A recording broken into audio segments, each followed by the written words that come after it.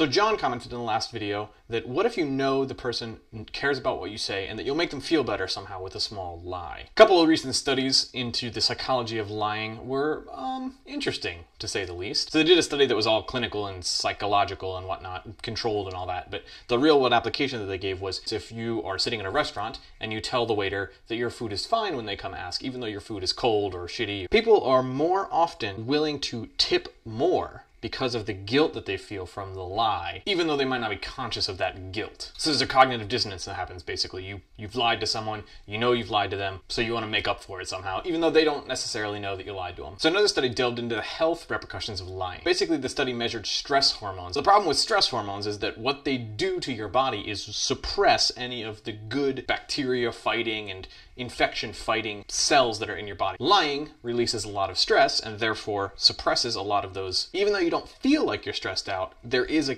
chemical reaction that happens with lying. So basically you're making yourself susceptible to illness. I'm reluctant at all times to give into arguments that are all about slippery slope phenomenons. Basically the argument that if you start doing this, what's to stop you from doing something more intense? But this time psychological studies actually kind of back up the slippery slope argument. Scientists have sort of proven that if you are willing to give a white lie, that you will be more willing to lie about something bigger, and therefore bigger and bigger and bigger and bigger until you're Enron. So think about that next time you go to tell that person that they don't look fat in the dress when they really do. Now I want to pause here and say that I'm not advocating for brutal honesty. Your friends don't want to hear you say, yes, you look fat in that, you stupid whore.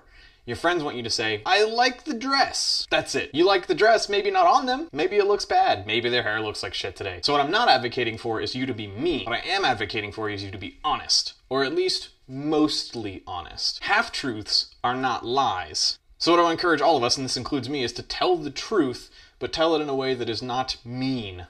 And I'm going to have to work on that as well. Hey, thanks for watching. I make videos as often as I can. My last video is linked in the box here, and another video which I talk about truth-telling and other things that are somewhat related that you might be interested in watching is also linked in this little window right here. Let's continue this conversation in comments. Let's figure out how to tell someone the truth without hurting their feelings. Let's figure out a way to sort of cushion it. See you next time.